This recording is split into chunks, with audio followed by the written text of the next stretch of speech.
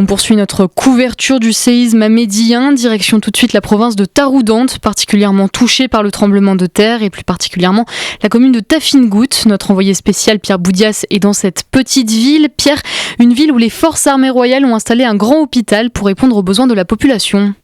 Oui, c'est un large complexe de tentes kaki organisé en U dans lequel je me trouve actuellement. L'hôpital de campagne installé après les premières heures suivant le séisme affiche toujours complet. Ici, ce sont 14 médecins généralistes et spécialistes qui se relaient depuis plus de 10 jours autour de la trentaine de lits installés.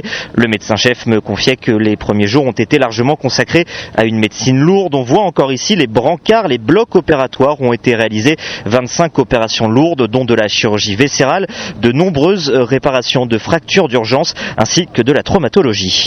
Et Pierre, cet hôpital, c'est aussi une structure qui, 10 jours après le séisme, s'ouvre à une autre mission.